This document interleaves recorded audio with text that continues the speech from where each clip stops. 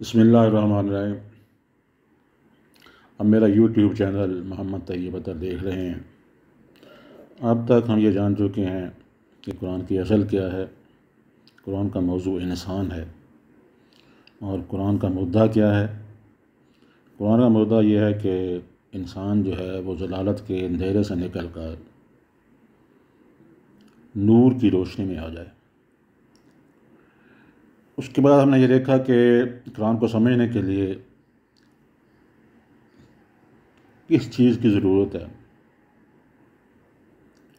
تو اس میں ترتیب نزول جو ہے اس کا ذکر آتا ہے، اور ہم یہ جان چکے ہیں ترتیب نزول جو ہے اس کا ایک اہم کردار ہے قرآن کو سمجھنے کے لیے۔ مکی کے دور کے اندر جو ترتیب تھی، مدنی دور کے اندر جو ترتیب تھی، اس کو سمجھنے کے لیے اور انسان کی تربیت کرنے کے لیے یہ انداز جو ہے وہ ضروری تھا۔ اب ہم اس سوال کا جواب تلاش کرتے ہیں کہ اللہ کے رسول محمد صلی اللہ علیہ وسلم نے اس کو اسی ترتیب کے اندر مرتب کیوں نہیں کروا دیا جس ترتیب کے اندر یہ قرآن نازل ہوا تھا۔ اس سوال کا جواب سید مدعو صاحب یہ دیتے ہیں کہ 23 سال تک قرآن جو ہے اس کا نزول ہوتا رہا جس ترتیب سے دعوت کا آغاز ہوا تھا۔ اب یہ ظاہر ہے کہ دعوت کی تکمیل کے بعد ان نازل شدہ اجزاء کے لیے وہ ترتیب کسی طرح درست نہ ہو سکتی تھی جو صرف ارتقاء و دعوت ہی کے ساتھ مناسبت رکھتی تھی۔ اب تو ان کے لیے ایک دوسری ہی ترتیب درکار تھی۔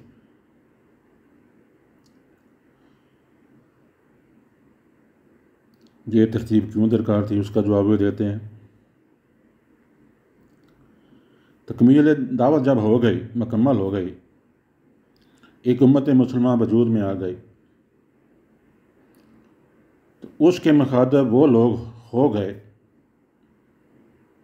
جو اسلام سے آشنا تھے۔ پہلے کیا تھا؟ پہلے یہ تھا کہ وہ لوگ اسلام سے نہ آشنا تھے، آشنا نہیں تھے، لیکن جب امت مسلمہ کی تشکیل ہو گئی تو اب وہ اسلام سے آشنا ہو گئے۔ اس لیے کرنا یہ پڑا کہ وہ لوگ جو اسلام سے آشنا ہو گئے ہیں اور ایک امت بن چکے ہیں، اس پر اسلام لا کے اس پر ایمان لا کے، تو اس کام کو جاری رکھنا اب چونکہ ان کا ذمہ تھا، اس لیے اللہ اور اللہ کے رسول صلی اللہ علیہ وسلم نے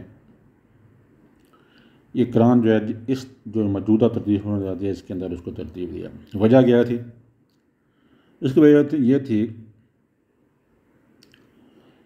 مقدم یہ چیز ہو گئی کہ پہلے جو لوگ خود اپنے فرائض سے، اپنے قوانین حیات سے اور ان فتنوں سے جو پچھلے پیغمبروں کی امتوں کے اندر علماء ہوتے رہے ہیں ان سے اچھی طرح واقف ہو جائیں۔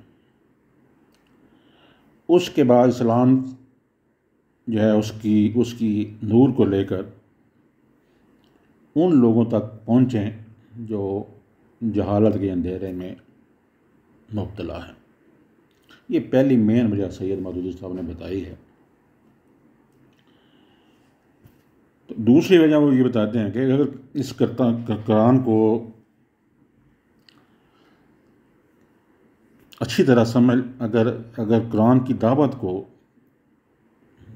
اس کے انداز کو، اس کی کس طرز کی کتاب ہے اس کو انسان اسی طرح سمجھ لے، تو اس کے لیے آدمی سمجھ لے تو اس پر خود ہی یہ حقیقت منکشف ہو جائے گی کہ ایک طرح کی مضامین کو ایک جمع کرنا اس کتاب کے مزاج ہی سے مطابقت نہیں رکھتا۔ اس کے مزاج کا تقاضا یہی ہے کہ اس کے پڑھنے والے کے سامنے مدنی مرحلے کی باتیں مکی دور میں، اور مکی دور والی باتیں جو ہیں وہ مدنی دور میں درمیان آتی چلی جائیں۔ ابتدا کی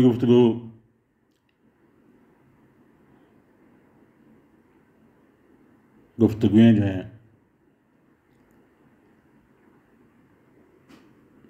آخر کی تلقینات کے بیچ کے اندر اس کے درمیان میں آئیں، اور آخری دور کا ہدایات آغاز کلام کی تعلیمات کے پہلو میں بار بار آتی چلے جائیں، تاکہ اسلام کا پورا منظر اور جامع نقشہ آج کے قاری کے دور نگاہ میں رہے اور کسی وقت بھی وہ یا خلوخا نہ ہونے پائے۔ تو یہ مین وجہ تھی کہ یہ ترتیب رکھنے کی کہ مدنی دور کے اندر جو واقعات جو واقعات ہوئے، جو چیزیں رونما ہوئیں، وہ مدنی دور کے اندر رہنی چاہیے تھیں، تاکہ یا خلوخا نہ ہو جائے۔ یا خلوخا بن گیا تھا کہ پھر قرآن کی کو اگر اس ترتیب پر مرتب بھی کر دیا جاتا تو بعد کے لوگوں کے لیے صرف اسی وقت یا اسی صورت میں وہ مناسب یا وہ فائدہ مند ہو سکتا تھا۔ اگر قرآن کے ساتھ اس کی ترتیب جو ہے، اس کی تاریخ جو ہے نزول، تاریخ نزول، اور اس کا ایک جز کی کیفیت نزول، شان نزول، یہ بھی ایک ضمیمے کے طور پر ساتھ لگا دی جائے، تو یہ بات جو ہے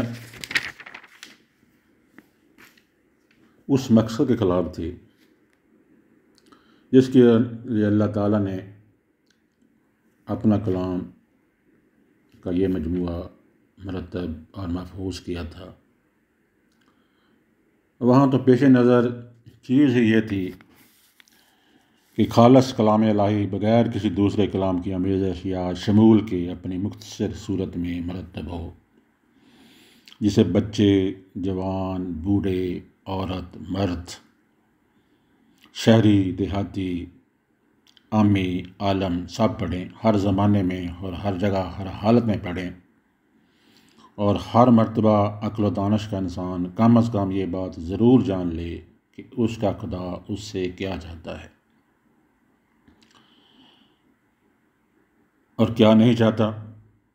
ظاہر ہے کہ یہ مقصد فوت ہو جانا تھا اگر مجموعہ کلام الہی کے ساتھ ایک لمبی چوڑی تاریخ بھی لگی ہوئی ہوتی اور اس کی تلاوت بھی لازمی قرار دے دی جاتی۔ حقیقت یہ ہے کہ قرآن کی موجودہ ترتیب پر جو لوگ اعتراض کرتے ہیں وہ اس کتاب کے مقصد و مدعا سے صرف نابلد ہی نہیں بلکہ کچھ اس غلط فہمی کے اندر مبتلا ہیں کہ یہ کتاب محض علم تاریخ کی کتاب ہے یا فلسفہ عمران کے طور پر فلسفہ عمران سمجھانے کے لیے طلبہ کے لیے نازل ہوئی ہے۔ حالانکہ ایسا نہیں ہے، قرآن تو ہر بندے کے لیے ہے، ہر بندہ اس سے ہدایت حاصل کر سکتا ہے۔ تو ترتیب قرآن کے اندر یہ بات بھی انسان کے ذہن کے اندر رہنی چاہیے کہ یہ ترتیب جو ہے یہ اللہ اور اللہ کے رسول کی لگوائی ہوئی ہے۔ طریقہ یہ تھا کہ جیسے ہی کوئی صورت نازل ہوتی اس کو اللہ کے رسول محمد صلی اللہ علیہ وسلم بتا دیتے کہ اس کو فلاں صورت کے آغاز میں اور فلاں صورت کے آخر میں رکھا جائے، اور اگر کوئی ایسا حصہ نازل ہوتا جس کو پوری صورت نہ بنانی ہوتی تو اللہ تعالیٰ کے رسول بتا دے کہ فلاں صورت کے اندر فلاں جگہ پر اس کو رکھا جائے۔ تو اس طریقے سے جیسے ہی قرآن جو ہے مکمل ہوا، جس وقت قرآن ختم ہوا، قرآن کی تکمیل ہوئی، قرآن کی ترتیب بھی مکمل ہوگی کہ نیا قرآن جو ہے پورا قرآن کلام بن گیا۔ تو یہ ترتیب جو ہے اگر ذہن کے اندر انسان کے اندر رہے تو تب بھی وہ اس کی ترتیب سے مطمئن ہوگا۔ تو لہٰذا اس پر غور و فکر کرنے کی ضرورت ہے۔ امید ہے کہ آپ غور و فکر کریں گے اور میرے اس چینل کو سبسکرائب کریں گے، اس کو لائک کریں گے، اس کو شیئر کریں گے، زیادہ سے زیادہ لوگوں تک اس کو پہنچائیں گے، تاکہ جو سلسلہ قرآن کی تعلیم پھیلانے کا میں نے شروع کیا ہے اس کو زیادہ سے زیادہ افراد تک منتقل کیا جا سکے۔ وما علینا الا البلاغ۔